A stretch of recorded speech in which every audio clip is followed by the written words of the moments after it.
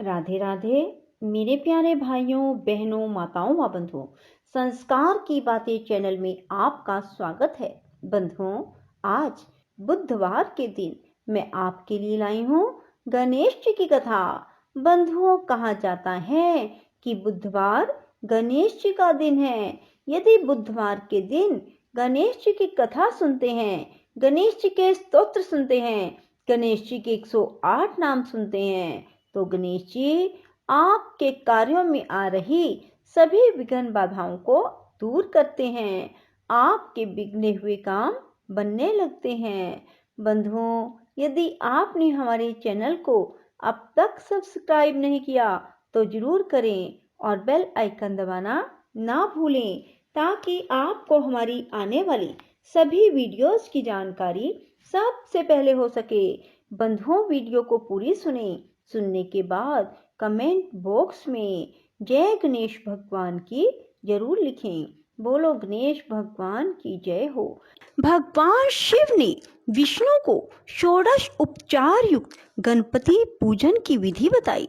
तब भगवान विष्णु ने गणेश जी की 100 दिव्य वर्षों तक उपासना की। उनके घोर तप से प्रसन्न होकर गजानन साक्षात प्रकट हुए और बोले, मैं तुम्हारे तप से प्रसन्न हूँ, बोलो क्या चाहते हो। विष्णु जी बोले, मधुकैटभ नाम असुर अति प्रबल हो गए हैं, अतएव उनके वध का उपाय कीजिए। श्री गणेश जी ने कहा, वैकुंठनाथ, यदि आपने पहले ही मेरा पूजन किया होता तो अब तक असुर परास्त भी हो गए होते। विष्णु जी बोले, गजानन, मुझे आपका प्रभाव विदित नहीं था। अब आप वही कीजिए जिससे मैं उन असुरों का वध करने में सफल हो सकूं।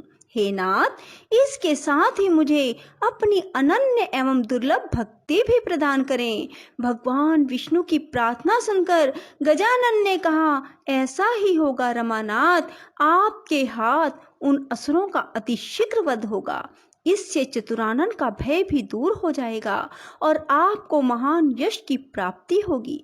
हे विष्णु, अब आपके कार्य में कोई विघ्न नहीं आएगा। वर देकर भगवान गजानन अंतर ध्यान हो गए और भगवान विष्णु वहां से लौटकर अपने स्थान पर पहुंचे, जहां उन्होंने दोनों असुरों को युद्ध के लिए तैयार देखा।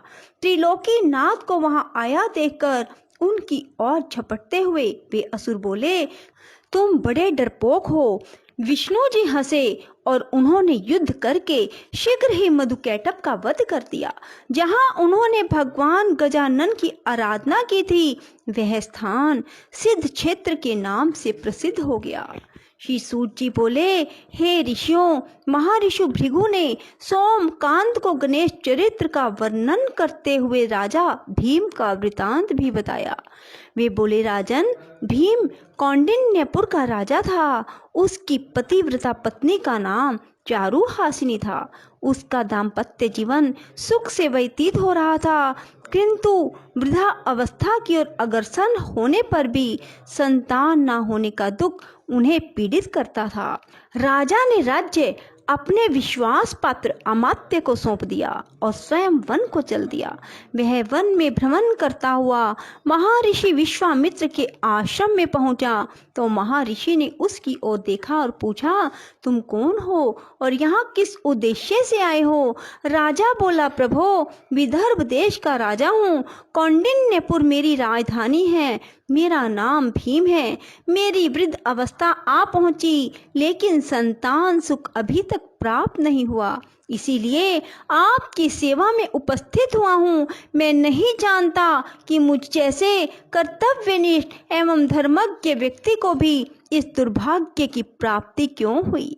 महर्षि ने कहा, राजन, पूर्व जन्म में तुमने भगवान गजानन का अपमान किया था।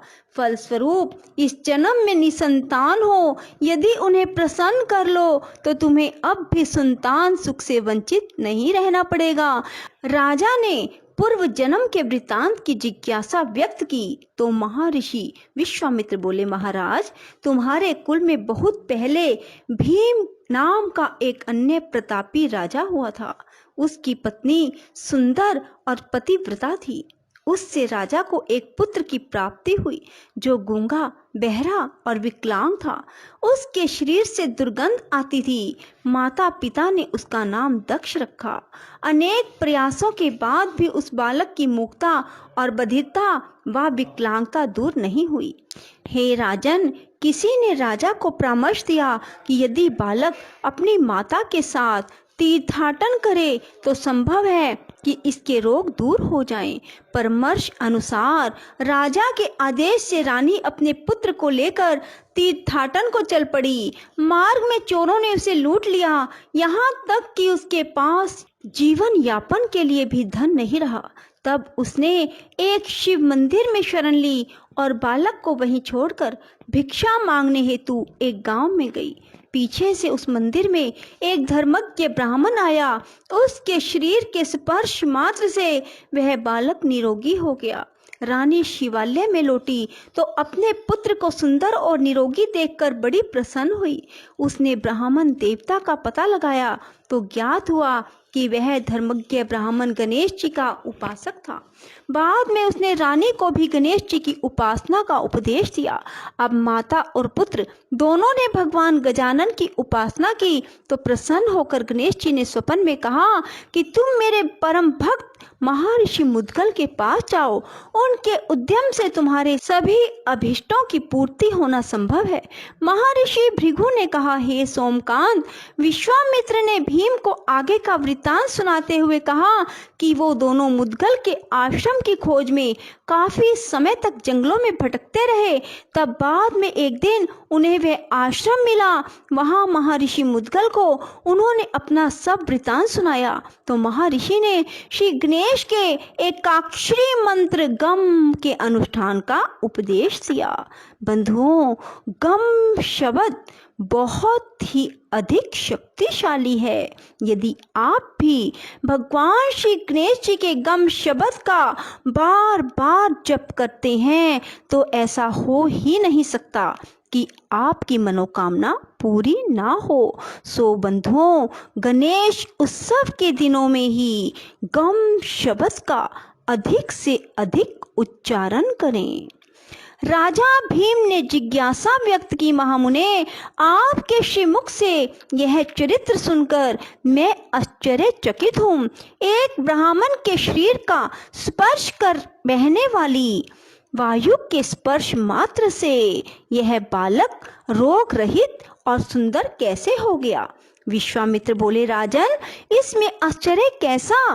भगवान गजानन चाहें तो किसी भी निमित्त से अभिष्ट प्रदान कर सकते हैं। सुनो, एक समय की बात है, सिंधु देश के एक पल्ली नामक गांव में एक धनिक वैश्य रहता था। उसका नाम कल्याण था। उसकी पत्नी का नाम इंदुमती और पुत्र का नाम बल्लाल था। एक दिन वैश्य पुत्र अपने मित्रों के साथ वन में गया। वहां उन लोगों ने एक ऐसी शिला देखी जिस पर कोई मूर्ति सी अंकित थी। उन्होंने उसे गणेश्वर नाम देकर पूजन आरंभ किया और सब ने मिलकर वहां एक मंडप बनाकर उत्सव मनाया। उस दिन से अपने सब मित्रों के साथ वह वैश्य पुत्र रात दिन वहीं रहकर गणेश जी की उपासना करने लगा। जब वे घर नहीं पहुंचे तो माता पिता को चिंता होना स्वाभाविक था। वे उन्हें ढूंढते हुए उस जंगल में आए और सब बालकों को उपासना आदि में लगे देखकर उनके माता पिता आदि ने कल्याण से कहा, कल्याण, तुम्हारे पुत्र ने हमारे बालकों को भी पागल बना दिया है, जो अरण्य में पड़ी हुई शिला का पूजन आराधन कर रहे हैं। इसलिए तुम अपने पुत्र को रोको, अन्यथा हमें उसके साथ कठोरता का व्यवहार करना पड़ेगा। यह सुनकर कल्याण ने उस मंडप को गिरा दिया और अपने पुत्र को मारने लगा। उसने उस गणेश शिला को उठाकर दूर फेंका और सब बालकों को वहां से भगा दिया। महर्षि विश्वामित्र बोले, हे राजन, इससे वैश्य पुत्र बल्लाल को मानसिक पीड़ा हुई। उसने पिता से हाथ जोड़कर निवेदन किया, पिताजी, आप भले ही मुझे दंडित करें, लेकिन उन सर्वात्मा भगवान गणाध्यक्ष का अपमान ना करें। वे अपने भक्तों के सभी विघ्नों का हरण करने वाले व कल्याणकारी देव हैं। उनके समान अन्य कोई बड़ा देव नहीं है। वेश्या ने क्रोधावेश में कहा, मूर्ख, इस पत्थर को सर्वात्मा कहता है।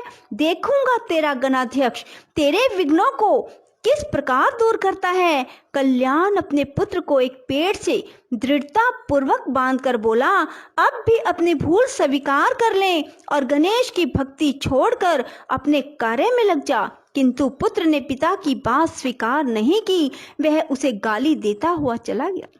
बालक को अपने पिता की निष्ठुरता पर क्रोध आ गया और उसने पिता को शाप दे डाला, तुमने मुझे इस निर्जन वन में अकेला ही निर्दयता पूर्वक बांध कर छोड़ दिया है। फलस्वरूप तुम बहरे, गूंगे, अंधे और विकलांग होगे।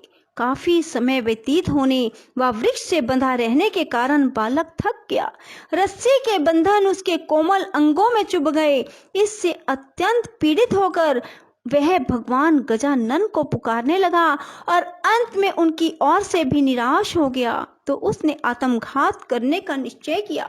वह वृक्ष से ही सिर फोड़ने लगा। वह बालक पीड़ा और निराशा के कारण रोता हुआ बोला, विघ्नेश, आपके भगत पर ऐसा महान संकट है और आप सुनते ही नहीं। पता नहीं आप कहीं हैं भी या नहीं। यदि हैं तो फिर आते क्यों नहीं। तभी उसने देखा कि सामने से एक ब्राह्मण आ रहा है। उसने तुरंत बालक के बंधन खोले और सिर पर हाथ फेरते हुए कहा, बस तुम्हारी पुकार सुनते ही तो मैं यहाँ आ गया हूँ। तुमने पिता को जो शाप दिया है वह सत्य होगा और यह स्थान तुम्हारे नाम पर बल्लाल विनायक के नाम से प्रसिद्ध हो जाएगा। इधर कल्याण का शरीर उसी समय से रोगग्रस्त हो गया। उससे दुर्गंध आने लगी। वह बहरा, गूंगा, विकलांग हो गया। उसकी दशा देखकर पत्नी को बहुत दुख हुआ। वह पुत्र को देखने के लिए अरण्य में गई तो वहां उसे गणेश्वर के पूजन में लगा देखा। इससे उसके मन में बड़ी प्रसन्नता हुई। उसने पुत्र से कहा कि पुत्र, यह तो तू बड़ा शुभ कार्य कर रहा है, परंतु तेरे पिता की दशा बहुत दयनीय हो गई है। उन्हें भी चलकर देख ले।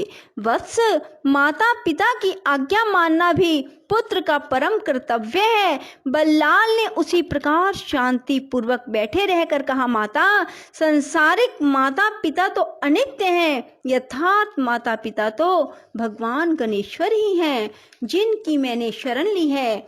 इन्हीं भगवान का निरादर करने के कारण पिताजी की ऐसी दशा प्राप्त हुई है।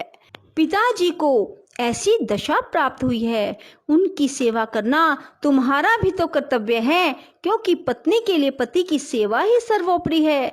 माता ने कहा, पुत्र, अपने जन्मदाता पिता को शाप से विमुक्त कर दो। मैं तुमसे विनय करती हूँ। यह सुनकर बल्लाल ने कहा, माता, मैं तो अब कुछ भी नहीं कर सकता।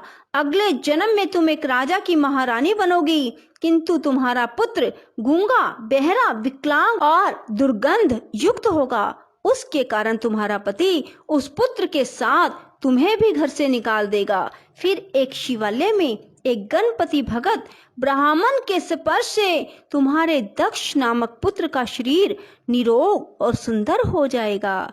हे राजन, यह समस्त घटना चक्र उसी वाणी के अनुसार घटित हुआ था। बोलो श्री गणेश जी भगवान की जय। राधे राधे। जय श्री कृष्णा। बंधुओं, यदि आपको हमारी वीडियो पसंद आए तो इसे लाइक करें और शेयर भी जरूर करें। धन्यवाद।